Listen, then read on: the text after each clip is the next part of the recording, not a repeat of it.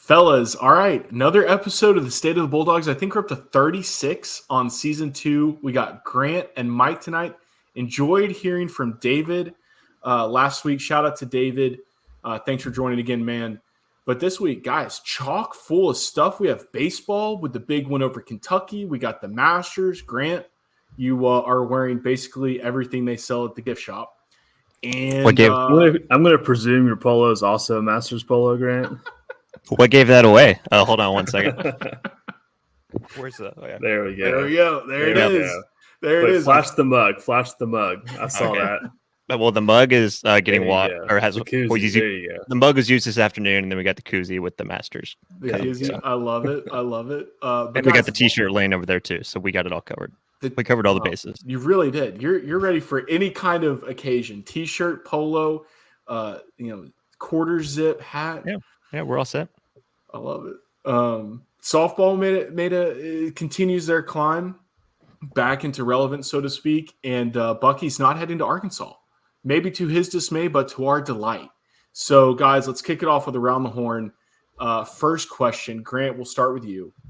Would you rather have multiple Masters, Super Bowls, or World Series wins?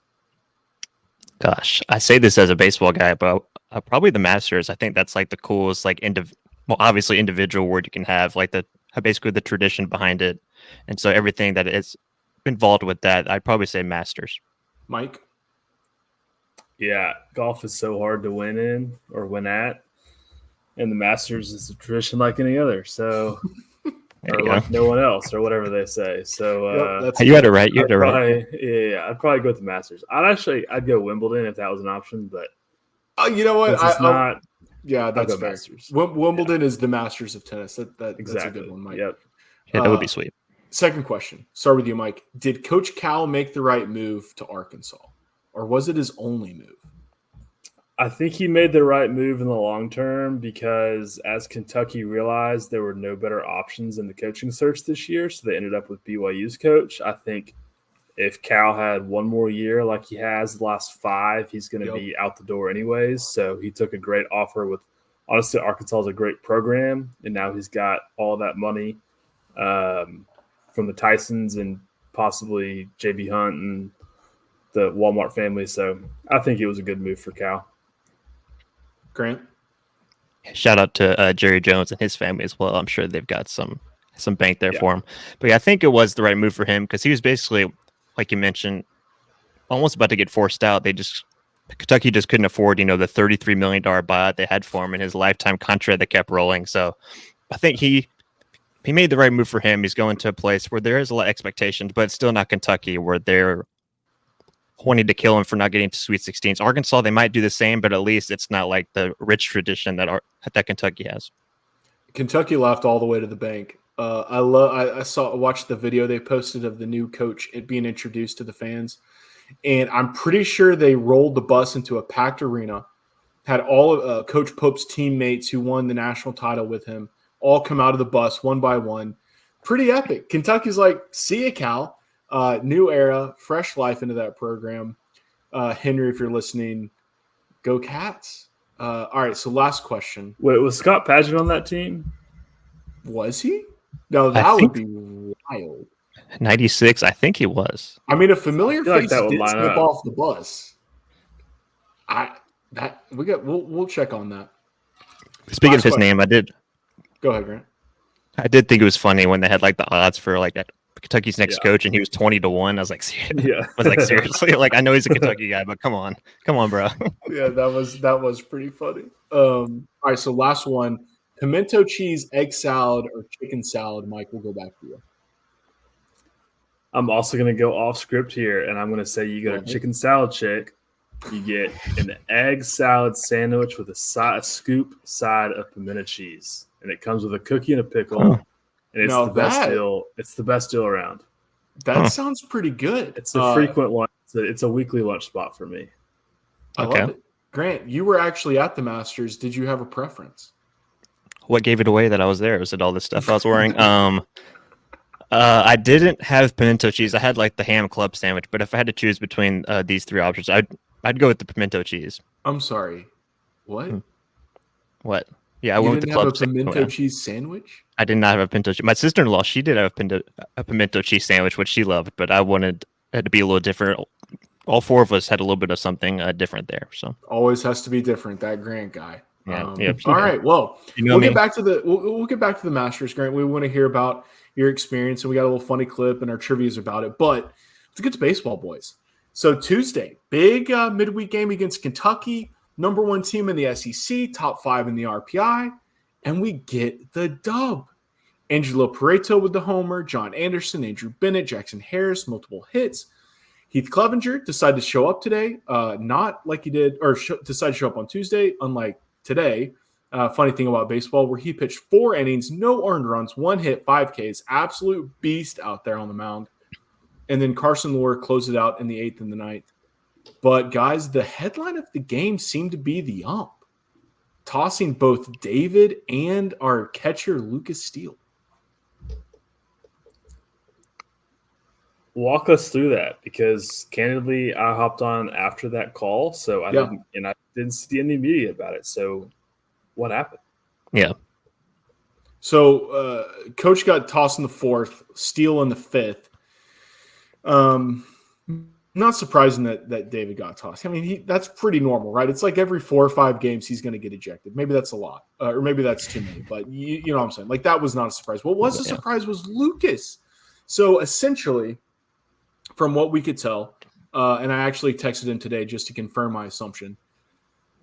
Kentucky, look, they were down, right? They were down early. We jumped on them in the 1st, and they hit 2 homers, right? And they're feeling themselves. They're like, we're coming back. We're Kentucky, right? And maybe they stood in the box a little too long. Maybe just a second or two. And Lucas let them know. Lucas let them know that they were disrespecting the dogs at home. And the ump was not here for that kind of energy, which is incredibly soft, considering that this was a high-energy SEC intense battle, at least from our side. Kentucky, I mean, a team like that, they're going into every game wanting to win and dominate the opponent. For us, it was a huge chance to earn a great win for the resume come tournament time if we're lucky enough to win the SoCon. So there's a lot on the line for us.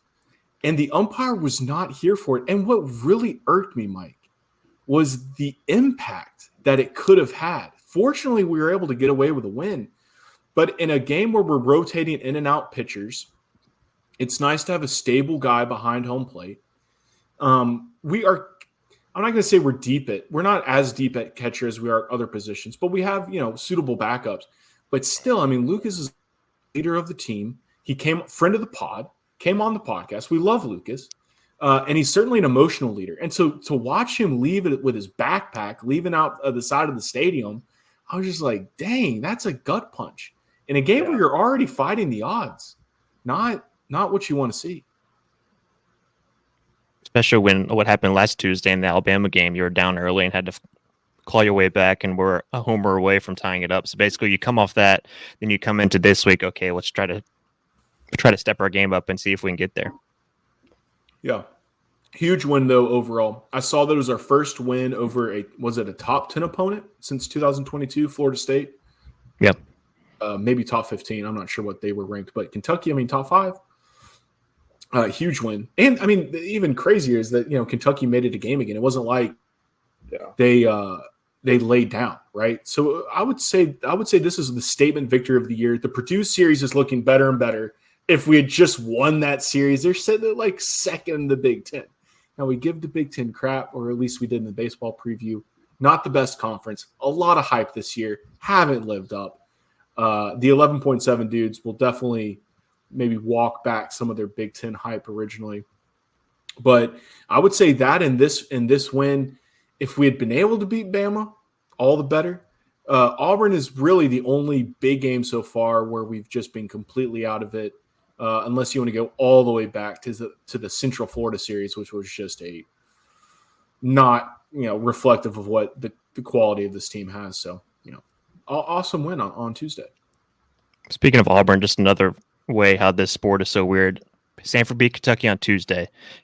Kentucky this weekend goes into Auburn and sweeps them at Auburn. So after losing to us on Tuesday, so it's just a weird sport, man. There's really no other way to put it.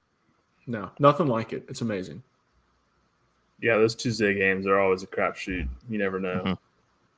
And especially for schools like us, we kind of live for them, right? Because we know who we're going to play in the SoCon, and they're fun. The ETSU series this weekend was wild. So let's get to that. So Michael Ross does his thing, gets another dub. He's 3-0 in conference play. The bats were flying. I didn't realize this till looking back at it, but we scored exactly 9 runs in each of the games, which is crazy. And ETSU has a fantastic offense, which they showcased today on Sunday. It's Sunday. This episode will be released on Wednesday, but so we win the first 2 games. We get to Sunday. We were talking about a sweep last week. We're like, hey, we beat Kentucky. Let's get the sweep. What the saying is, Grant, good teams win series, great teams sweep. We're a good team, right? We're a good team. They jumped on us early. 10 runs, Mike, in the first against Clevenger, who just got clobbered, right? Like he left all of the good stuff on Tuesday, which is fine. We'll take the win over Kentucky for a loss against CTSU any day of the week. But Turner Thompson, for a bullpen where really Carson Lohr has been the only steady Eddie, Turner Thompson comes in and really settled down the game and gave us a chance to win. We kind of came back and then we kind of let it go. The final score, I think, was 11-9, right, Grant? 11-9? Yeah. Mm-hmm. Yeah. So all in all, good series. Would have loved to see the sweep, but can't complain.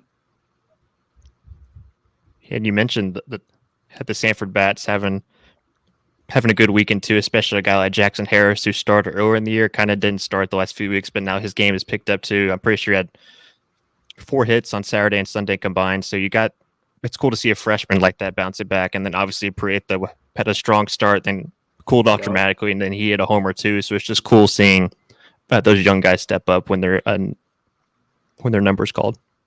I think Coates might be out with something. He hasn't been starting the past few games, whereas he was starting basically every single game for the middle part of the season. So, but yeah, Grant, it's awesome that these 2 freshmen are really turning up. Prieto's been doing it since game 1. I think he had a home run in the first freaking game. Yeah, he did. Yeah. So that kid's a stud. Let's just knock on wood that he's not another Jaden Davis. If he is, whatever. He's killing it up with Vandy. I don't know what he did this weekend, but we talked about him last weekend. But yeah, that's fun to watch. I saw that our RPI, so the NCAA hasn't updated it as of right now. They will by the time this episode drops. But Warren Nolan, the basketball website, also keeps up with baseball RPI. They had us up to 73, which is pretty good. ETSU's at 78.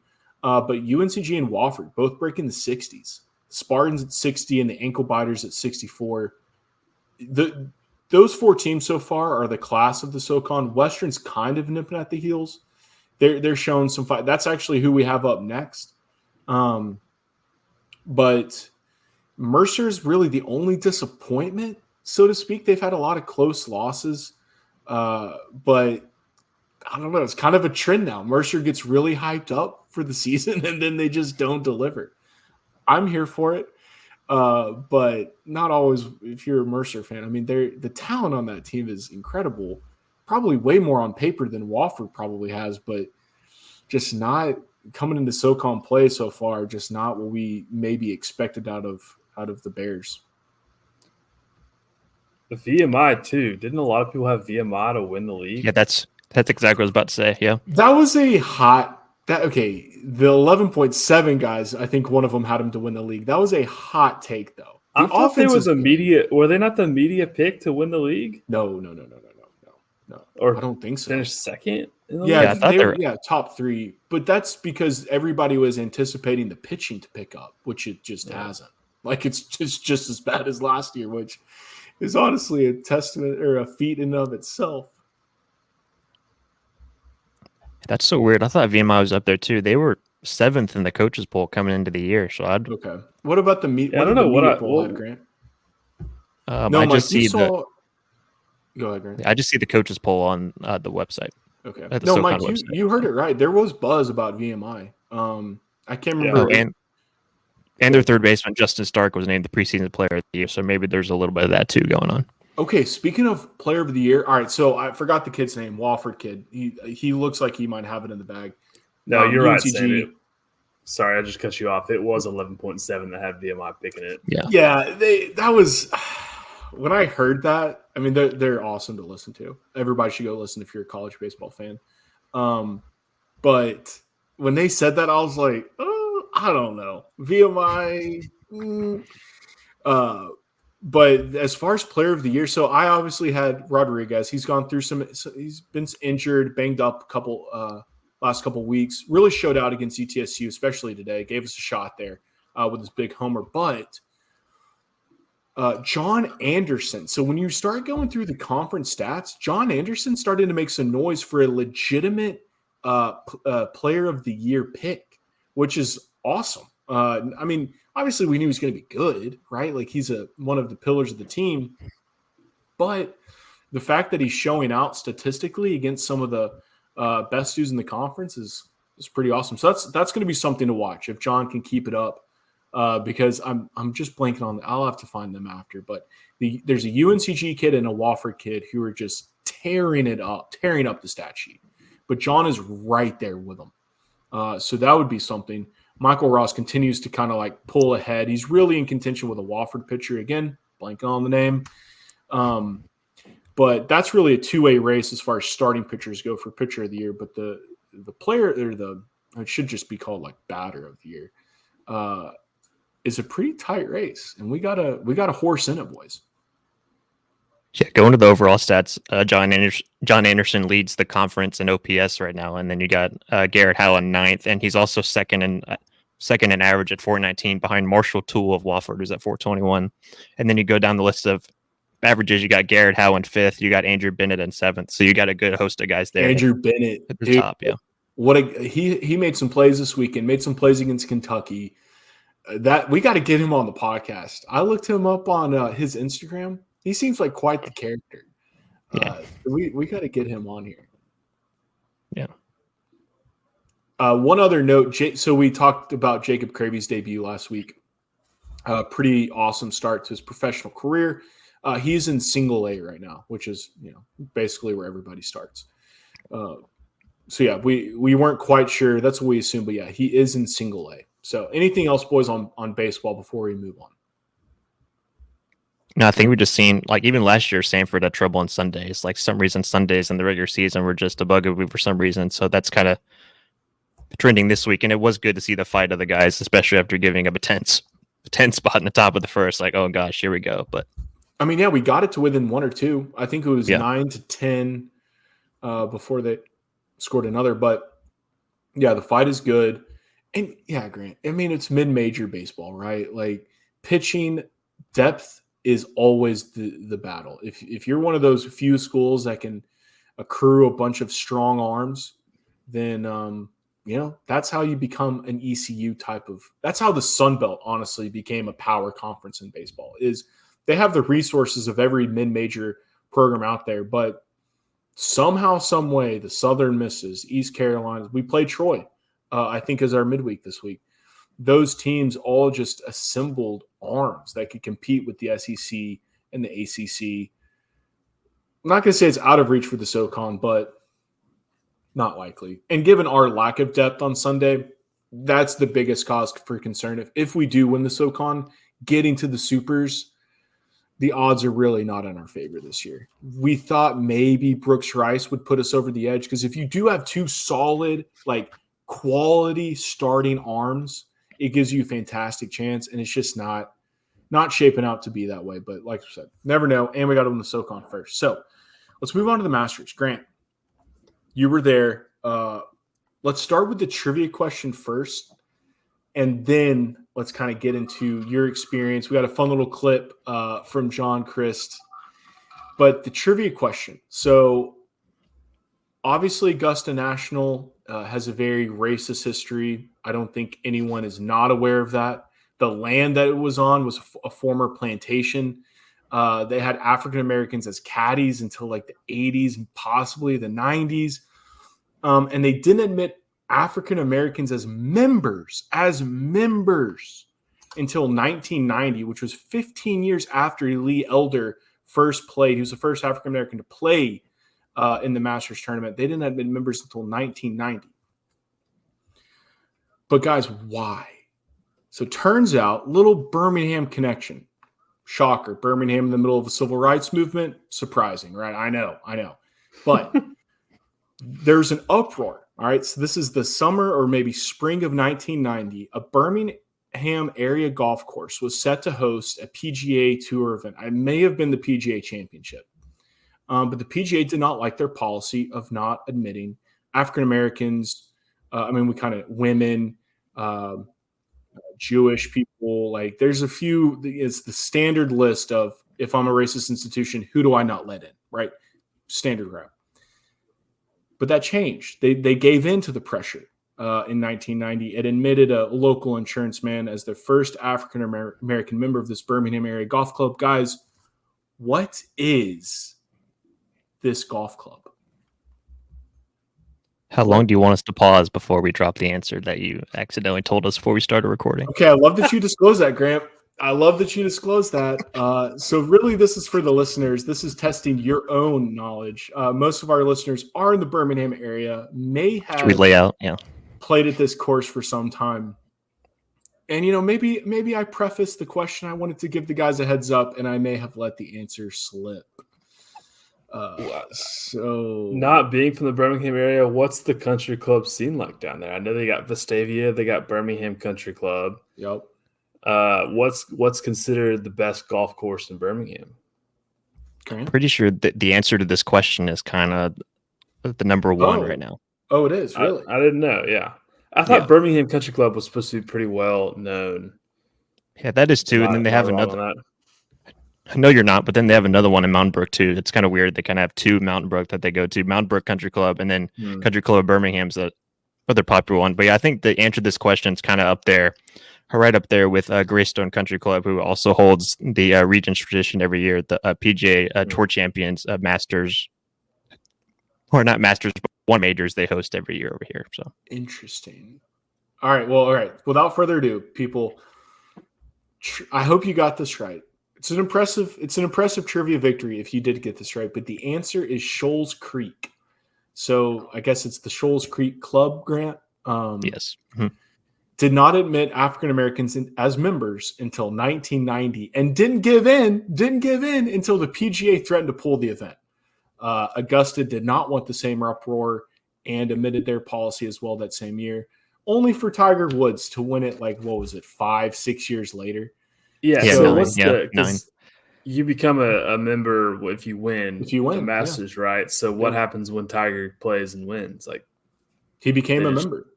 Yeah. Change their policy. Been in there. Look, it's a good question. I think Tiger actually won an event at Shoals Creek around the same time as an amateur. Now that obviously not the same thing where you become a member if you win. Like, that's not at every club, but the Masters for sure.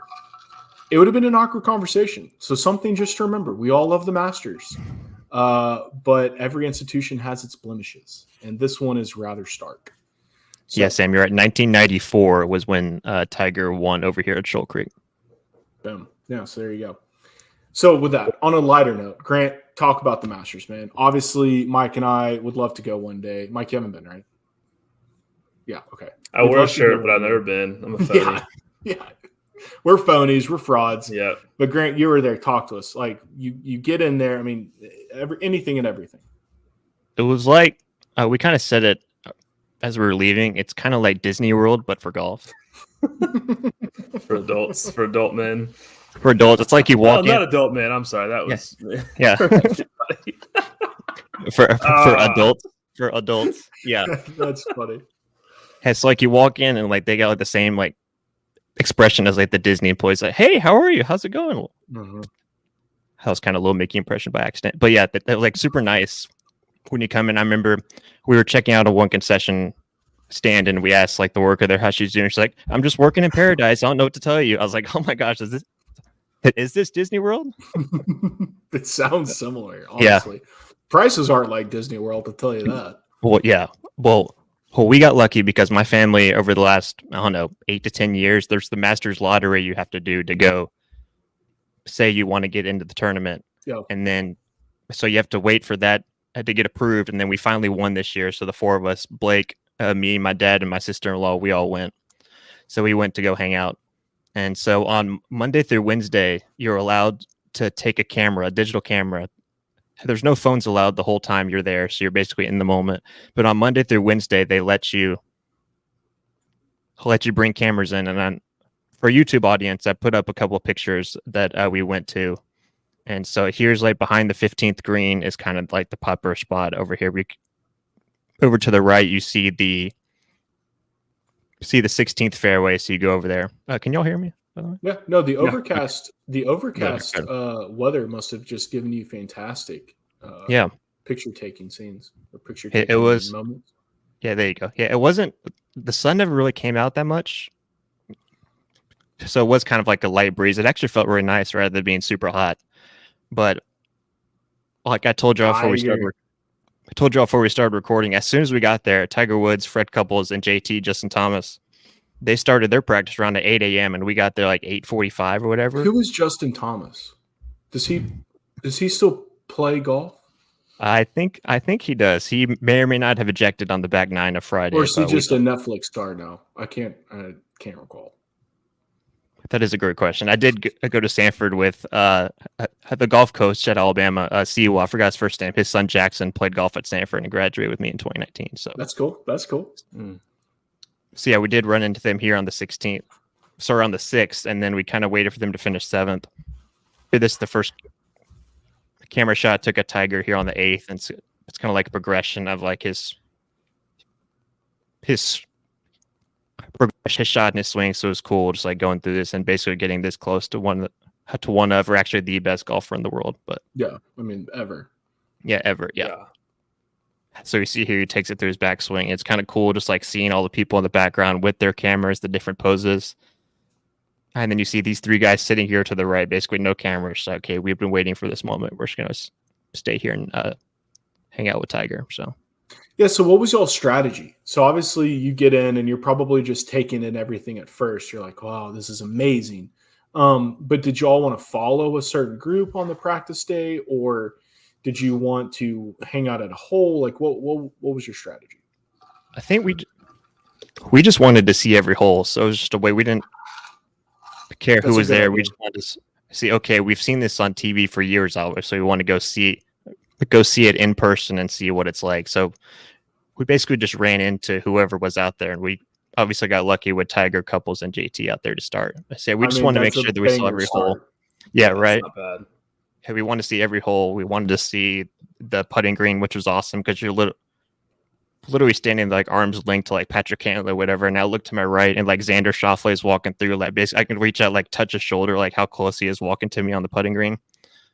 So there's a little bit of that going on. So it is awesome just getting how close it is. And one thing you don't recognize, that's me staring at Tiger, waiting to get up. But one thing you don't recognize is like how close everything is. Like you think everything's more spread out than actually is. Like, oh no, here's the sixth fairway, here's the 16th green over here, the 15th, 16th green. So that is kind of cool to see something you don't notice as soon as you get there. Like, oh yeah, like everything's a lot closer than I thought it was. That is cool. Best concessions. And then here's a Couples concessions. We tried a little bit of everything. So, and they're all over the place too. So like if you miss it on hole 1, you're going to run into something on hole 2. Oh, and that's my kind of spot right there. Yeah. So we didn't go get breakfast because we assumed that there would be like a line to go in. So we're like, oh, we'll just wait till lunch. It's fine. But as soon as you walk in, there's like no line for concessions. It's just under a big canopy, and you walk in, and there's like everything laid out for you already. Like sandwiches are here, drinks are here, snacks are here.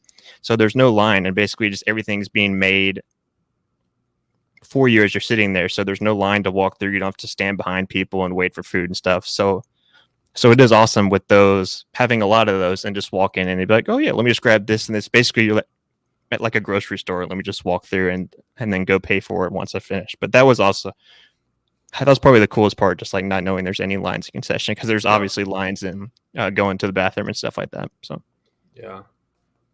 What are the behind the scenes like? Like obviously when you watch it on TV, it's just majestic, and I took a nap to it today because it's just so peaceful. But like behind the camera, is everything as green and fresh? And Do you hear the birds chirping in real life, or is that just pushed audio? I had a debate with the group chat yesterday. It's like they need to shut off those birds. It's like, dude, I think the birds are real, bro. I think Are they? Well, you heard the birds in real life? I think I heard some, and now that I mention it, did you push any of the trees? I did not touch any of the trees. I didn't want to get yelled at by somebody who'd come on their way. Hey, no touching! Like, sorry. But it was like walking. The grass was like walking on green carpet, basically. Like, there's no rough, there's no like high rough, obviously, like you see in like overseas and stuff. Like as you see here on the 18th green, like look how, like the 18th green is super narrow, but just like standing there and seeing okay, there's that every hour. To make it look that fresh. Yeah, exactly. And like just looking between the trees, like you see on TV. Oh gosh, I would never hit it like in between here. I would definitely veer it right or left. But it's cool seeing how thin it actually is once you get there in front. It was like, oh my gosh, like I would be so terrified if I was leading by one. Okay, you need to hit it through these uprights basically in order to have a chance to win. But yeah, that's intense. If I ever played that, I'm bringing 54 balls, 3 per hole. You know what I'm saying? Like that is not that ain't looking good. But no, picture, you never actually answered my question. Best concession. What? Like what was the like you ate it and you're like, man, only at the Masters could I get Sam is obsessed with these pimento cheese. Well, I don't care. Sandwiches, but I've heard like the cookies are good. I don't know. The cookies are good. The peach ice cream sandwiches are basically just two sugar cookies with peach ice cream in the middle. Those were a big hit. Just walking around the grounds, you can see everybody's wrappers. I had one. My dad had one. He was like, "This is awesome." I think we took a picture of like us like holding them, like, guys, this is awesome. But yeah, that was definitely the best. 50 cents probably. Yeah, $1. I took a picture of concessions. I can find it before we get out of here. But yeah, it was $1.50, I think. You can't even get an ice cream sandwich at Dollar General for $1 anymore. Yeah, that's better than Disney World because I just got back from Disney World and a coffee is like $10 at Disney World. So yes, Disney is amazing, but my goodness, it is $100 an hour. You're basically paying. Insane. So, Master's coffee was $2. Yeah, that's a lot. That's what it was. Yeah, considering the sandwich was $1.50. That's fair. That's You're right, Mike. Relative to that, they're earning all of their money on coffee, basically 10 cents to make. $2. I feel like this is like a well-known stat at this point, but did y'all hear the stat on how much they make in apparel sales per hour? Well, Grant alone is about. I was about to say Grant alone probably made up 1 hour's worth of merch. But no, what's the stat? Hit us with it. Take a guess. In an hour at the Masters, an hour, I'm going to say 15 grand. Bro. It's way more. Yeah. I guess like if your shirt is like $100 and your quarter zip is $100 or $150, yeah, then maybe it's like 40 grand. Yeah, you don't want to know what the quarter zip costs, by the way. I just like gave them my card. I was like, here. $1 million. What? $1 million? Because everybody that goes, like all of their friends are like, hey, I want apparel. So they're probably just loading up on. Okay. Time out. I know we don't do this Christmas podcast gifts for money. Yep. I know we don't do this podcast for money, but we need to quit our jobs and just make bootleg Masters apparel. $1 million an hour? $1 million, brother. We spend a couple months making some of this crap, and we just need to make $1 million in a year. Like we don't need an outlay. That's amazing. Yeah, and that's insane too. Oh wow, I'll get back to the picture in a second. But while I was waiting in line, it was Blake, my sister. Well, all of us waiting in line to get in. That's where the longest lines are. It's like 15 to 20 minutes. That for us at least, we kind of went later in the day. Mm-hmm. But as we're standing there in line, I looked to my right and I was like, I think that's David Wright, the Mets third baseman, who was their third baseman for a long time before he got hurt. Oh yeah. If you don't know who David Wright is, you need to go look it up. Yeah, I was standing to Blake's left, and I saw him first, and then Blake turned to me, and he was like, and he whispered, he's like, "Is that David Wright in front of us?" I said, "Yeah, I'm pretty sure it's David Wright standing in the concession line with us." But yeah, it's interesting. You probably didn't see any World Series rings on his knuckles, but no, I didn't. This isn't the same correlation, but I saw the Dude Perfect guys following Tiger. I saw them all walking around. So. That's nowhere near as cool. Yeah, exactly. And then I ran into. I saw somebody else. I can't remember who it was. I mean, they're cool, but yeah. I bet it is the like my who's Disney who. World experience. Yeah. So I did see RG3. RG3, yeah. And who's the quarterback that ran out of the end zone? Oh, Orlovsky. Yeah, I saw him there too. But that's who I saw. That's exactly who I saw late. I was Not me standing there trying to compare Disney World to the Masters because I'm jealous. That's exactly who I saw standing there. We were about to leave, and we're like, "Oh, let's go check out somebody else." And Bryson DeChambeau was warming up, and he got to the sixth. He got to the sixth par three, and I look up, and there's like all these people sitting with cameras on. Then I look, and this dude standing there, about 6'5", 6'6", and it was actually Dan Orlovsky there watching. He is tall. I did not realize he was so tall. He is massive. You see all these like normal sized people, and you look up, what's it? 6'5" you over there. So, oh yeah, that's Dan Orlovsky. That's pretty cool. Yeah, that's sick. He's a tall guy. Dan. One more thing on this Shane Lowry picture, I was standing in this exact spot, waiting for them to come up to this tee, and we're standing there waiting to come up. We see two of the guys that are in this group, and we're like, "Where's Shane?" We didn't see where Shane was, and sure enough, I hear behind my shoulder, "Excuse me, mate, 1 second." And I looked to my right, and he's walking behind me, like taps me on the shoulder, like, "Can you please step out of the way so I can get under the rope?" Shane touched you. Yes. Yeah, it was hilarious. Like, we're looking like, "Where's Shane?" And they're literally right behind me. "Excuse me, mate, 1 second." And I look down, and he's so sick. He's pulling up the rope behind me. Also, that's a terrible Irish accent, but yeah, that was kind of more Australian. I thought that was British. Yeah. Well, it is British extended. I liked Shane until last year's Ryder Cup. Now I'm kind of a hater, but he'll win me over again, I'm sure, at some point. And this last picture here is the 16th green. That's beautiful. Par 3, see the water, yeah. And then we went to Amen Corner next, and this is at the view from the grandstand in front of the 12th par 3. So I know most of our listeners are listen via podcast, but Grant, let's put these on the website. Grant's experience at the Masters. So you don't have to go. You don't have to trip over to YouTube. That's Samford's play-by-play guy. Wait, who is that guy next to you, Grant? I don't recognize him. He may or may not look like me. Or what some people think that we look like.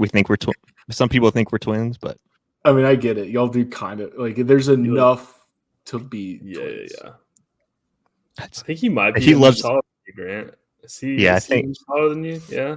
Yeah, he's 5'11". I'm 5'10" and change. So yeah. It's all right. My brother's also an inch taller than me. He never lets me. Yeah. It's unfortunate. And then this is me walking out with my merch that I had in my bag. So. You're $1 million worth of. Grant, I'm surprised you didn't change in the bathroom. I mean, like low key, I'm stopping by the gift shop first thing, going into the restroom, changing my outfit, and then I'm ready to go. Well, we walked out of there, and we're all got out at the same time, and we're waiting, standing, deciding what to do next. And speaking of taking the merch off, Blake pulled his hat out of his bag, took the tag off, and put his hat on as he was walking out. Now we're talking. But like even this picture there, and I'm sorry for people that are listening via podcast, but like even this picture there, it's green everywhere, just beautiful nature. Yeah. You just wonder if it's really just like the course where the cameras are, but it sounds like it's the whole premise.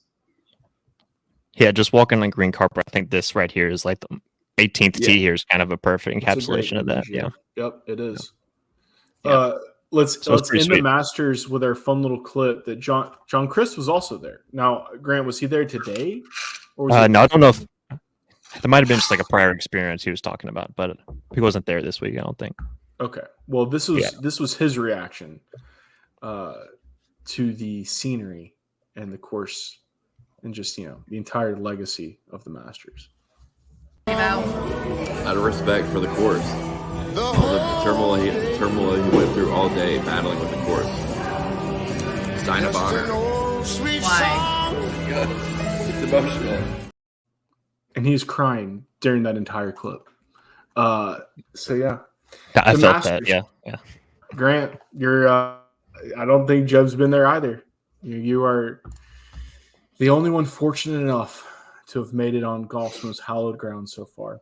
But back to Samford. Portal, basketball, Bucky's not going to Arkansas. Thank the good Lord. But Zach Loveday is in the portal. Sam, sorry. Are we talking about SoCon news right now? We are talking about SoCon news. And, speaking of SoCon news, Grant, the best part of this week is JP McGee is officially out of the SoCon, and we no longer have to hear from his mother. Shout out to Baller Mom. Insert 4 numbers here. She told me to just focus on SoCon news, buddy, and stop being a hater. So, and Grant, is that a piece of paper? This is a piece of paper. I printed out her tweet and put it on my shirt. Yeah. How dare you disgrace the Masters gear with a piece of paper? I just want. But this is how much I love this tweet. As someone to tell me to focus on SoCon news, buddy. Just a great picture. We all have a mom, and we all love our moms dearly. Moms are the best. However, for everyone who's out of college at this point, okay, or maybe you're in college and you are a student athlete, if your mother has to be your number one defender on social media, there is a problem. And the problem, it probably doesn't lie with you.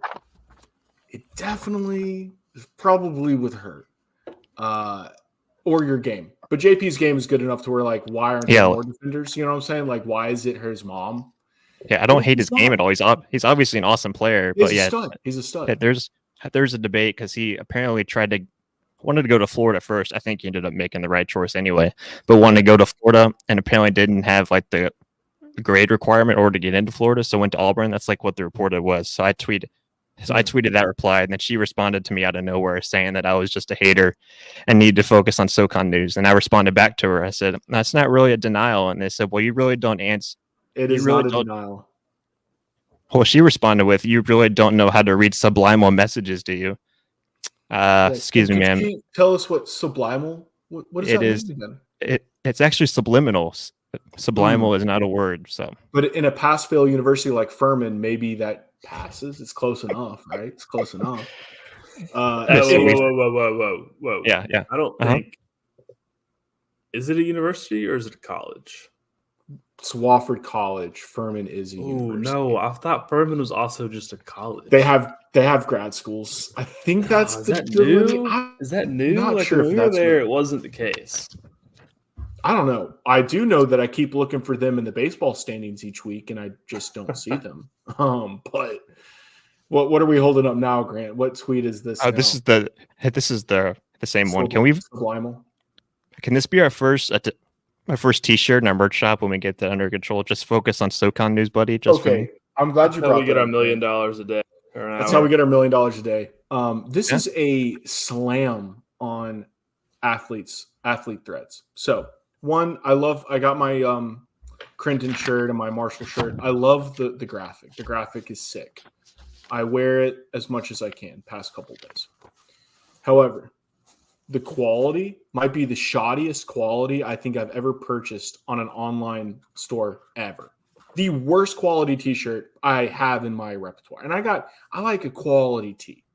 And Mike, you got the 6 sweatshirt. Is that Athlete Threads as well? Indeed it is. Yep. I'm going to take a wild guess here, Mike. Quality's low. I love the image, but it's definitely not a Nike. Yeah. And, this brings Lululemon. And here's the point. Samford cares about its brand, cares about its image. And obviously the people at Athletes Threads are creative and they come up with some cool graphics. However, how hard is it for the bookstore or the athletic department to partner with existing merchants to come up with the same graphics? We have creative people on campus. Why can't we have quality merch with cool imagery? Why do we have to pay $38 for the thinnest cotton t-shirt outside? Sam, here's my thing, and I was thinking about this yesterday, is I know a guy who's sitting on this podcast right now that has extensive knowledge of the shirt industry. Yes. Why has he not created an NIL-based shirt company? We're gonna get there, Mike. Are we gonna get there? We're gonna get there. there's a few other life is in the way at the moment. There's a lot of irons in the fire over at the Devaney household. Knox can wait, man. Knox can wait. That is in the making. We say all this now, and then we look at the cost of like what it costs to make each shirt. They're like, dang, we need to fix this. Same as well. The cost is low. The cost is low. We're get Egyptian cotton, Southern made. Comfort colors. So let's say this is just hypothetical or my guess, but Athlete's Threads sells this for $38. That T-shirt, we're talking 50 cents, 75 cents worth of cotton. I mean, it is the minimum. I almost felt naked when I put it on. I was like, I can see my skin, and I'm like, this is some thin fabric, scratchy. You put it in the wash, it gets worse. But I wear it because it says like the design is sick, like Quincy and Jermaine. I'm like, my buddy asked me who's that. I was like, oh, it's Quincy. He's our dog. He won us our first ever home playoff game. I love bragging on Quincy, right? So the design is there, but my goodness, Samford, step up the quality, partner with the right people, not just the companies with a handout. While we're talking about shirts, do you guys know what the heck I should do with this? Burn it. No, I'm just kidding. We love AJ. We love AJ, but we don't like blaming the refs. So burn it, Grant. Burn it. Is this SoCon news? Because, buddy, we need to focus on it. It is not so. Well, it is SoCon news, kind of. Duquesne news. Duquesne. Is that what he did last weekend? Oh yeah, AJ at Duquesne. Yeah. Duquesne. Sublime. That was a sublime comment. That was a sublime comment. Sublimal comment. Yeah, sublime. Yeah. So anyway, off the rant, Athlete's Thread sucks, but buy the merch. It supports the guys, and the designs are sick, but the quality is terrible. So anyway, Samford now has 6 open scholarship spots for their roster after Love. That's kind after of Love Day's entry. Honestly. That's so exciting. Yeah. I'm so excited just to see who we get. It is exciting, but then you see news like Darren Boyd, who we miss on, right? College of Charleston, I get it. It happens. It's a solid program, probably same level as Samford, and you get into the school in Charleston, a little higher, a little. College of Charleston has a lot of money to put towards their basketball program. Okay, little deeper pockets to put. Mm-hmm. Okay. Yeah, because Kelsey was making like 1.1 over there before going to Louisville. So excuse me, 1.1 million. Yeah, his base was 500, then the rest was supplemented. That dude left $1 million job in Charleston, South Carolina, to go to Louisville, Kentucky. I mean, it is Louisville, one of the best. It is Louisville. Yeah, but it's you gotta. I've been to Louisville, not much there. Yeah. Would not live there if I could get paid $1 million to live in Charleston. But that's why everybody thought Bob Ritchie was going to go to CSC because, why would he go to CSC if Furman's the same level? It's not. College of Charleston, I think, is a way better program. Yeah. I mean, got way more money to put towards it. Yeah, exactly. If they're paying $1 million to the coach, that's a different level. Little bit higher. That's a good point, Mike. Yeah, and I know Boyd obviously didn't make his visit this weekend after visiting Charleston, but I do know that the Samford staff was busy with stuff this weekend. So You're telling me they actually work, Grant? I'm telling you, they were putting in some work this weekend. We'll leave it at that. But yeah. All right. I like where that's going. I was with Josh yesterday talking about it. He was like, he tore his ACL. So you never really know when a guy's coming off an ACL injury. With modern medicine, a lot of times they come back better. But that's just one thing to keep in mind is that he is coming off an injury. Yeah, and I forgot who said. Yeah, I forgot who said it, but trying to compare basketball with football portaling, and guards are basically like wide receivers. There's so many out there for you to find. So if you miss on your first one, it's not going to matter because there's another one coming. And then the big men, which obviously Samford doesn't need because they got with a Chor Stain and then Riley. Maybe they do need one more, and then with Harry, we got 2 dudes. We need one more. Those guys. Those guys are like offensive linemen. They're harder to find, so it is easy to find guards like it is to find wide receivers in the portal. Yeah, Mike, go ahead. We have that guy coming in. Well, the Huntsville guy, he's not necessarily big, but he could probably play big. He's big enough. Bigger. Yeah. Big enough for the SoCon. Big enough for the SoCon for sure, yeah. Any other portal news? I know Furman picked up. Speaking of Furman, they picked up a D2 guy. I forgot his name, but that was just announced before we started recording. So they picked up a D2 who's like a 42% shooter from 3. So they picked up a guy. Hold on, Furman picked up. How much crap did we get for? Oh, it was with UTC. It was with UTC that we were beefing about Dallas Graziani. Oh Not Furman. yeah. I can't. Yeah. All right, I can't throw Furman under the bus. Talent knows talent. You know. Yeah. We're gonna miss. To be fair, game, but... PJ Smith was D2. Mm-hmm. Yes. Yeah. Yes. But he was a COVID recruit, so probably just didn't have his chance out of high school.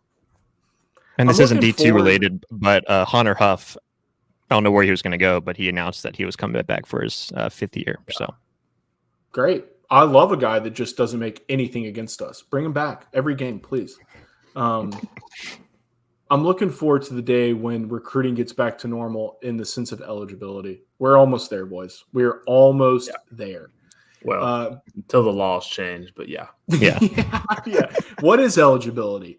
You know, you can stay forever.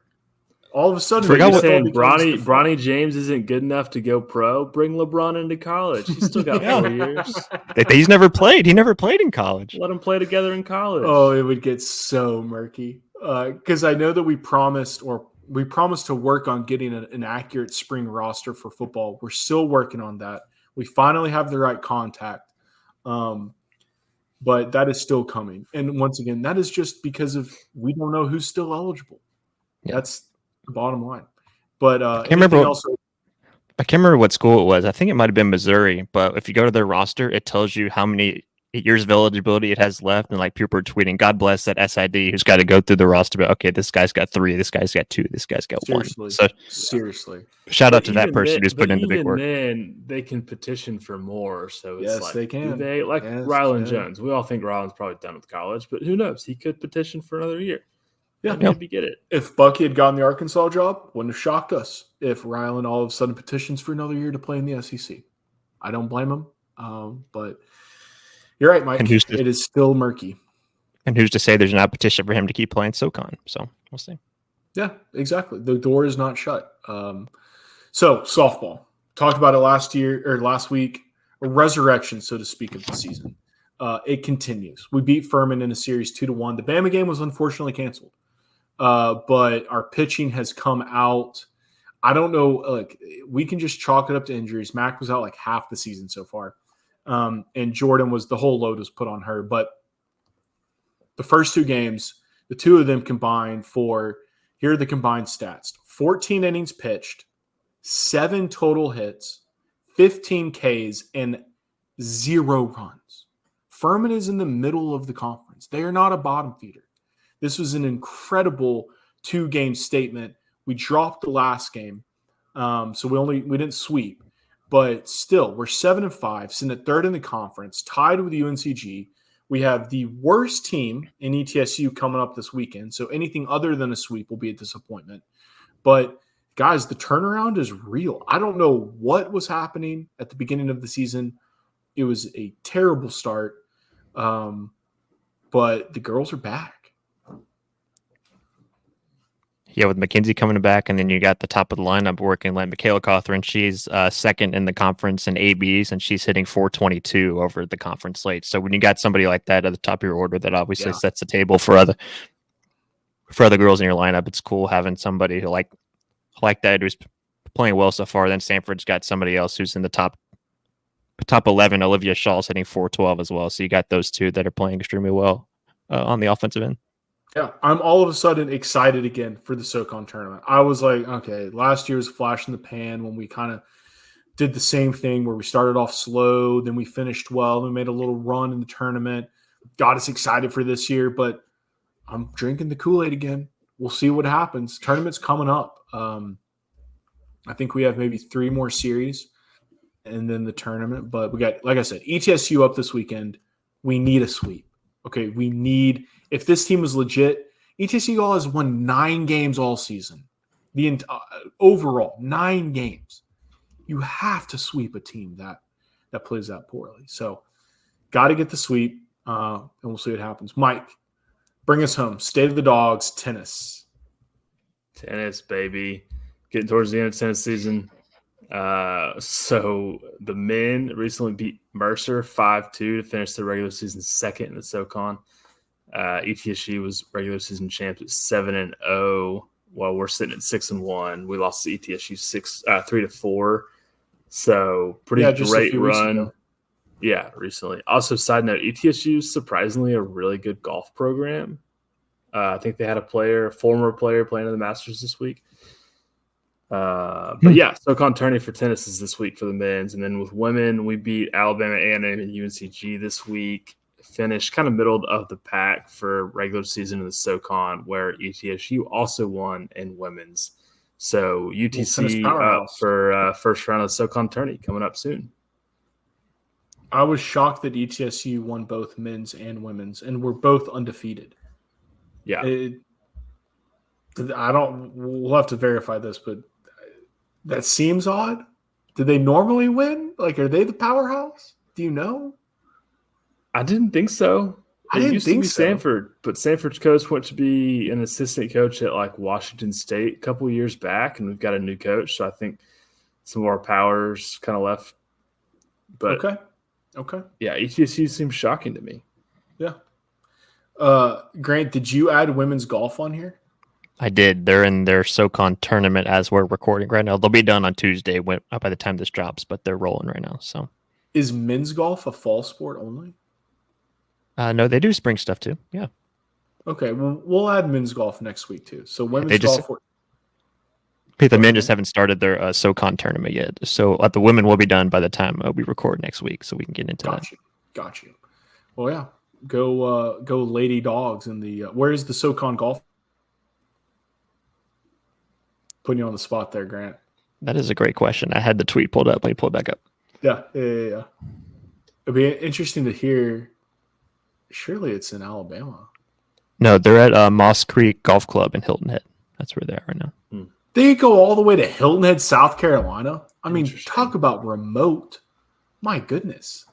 That's it. Yeah, they've got 2 players in an individual round that are a +2 or better right now. So we'll see if they continue that the next couple of days.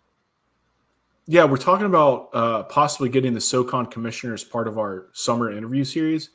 If we end up deciding to give him a call and he agrees to come on, we got to ask him what goes into selecting the championship locations, because it seems like, at least for basketball and baseball,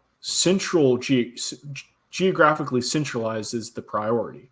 Hilton Head, South Carolina is not easy to get to from, I guess there's an airport, but still. I wonder what golf is so much harder, because you've got to find courses where, especially if you're playing at a country club, where they agree to let you play, because they're taking off a couple of days of member time. Yep. Yeah. But surely, there's plenty in Georgia, Alabama. Yeah. The men's golf tournament is in Greensboro, Georgia, at Reynolds Lake, Oconee, in a couple weeks. Huh. Interesting. Yeah. All right. Anyway, fun facts. So we have Western in baseball, ETSU in softball, women's in the SoCon tourney, men's and women's SoCon tournament start this week for tennis. A lot going on. We'll keep everybody updated on the portal. Check out our website. Check out the YouTube. Subscribe. We post the episode when we post the podcast. And yes, Grant, we appreciate your inability to read subliminal messages. And maybe you need to work on that. So with that, State of the Bulldogs is out. Just focus on SoCon news, buddy.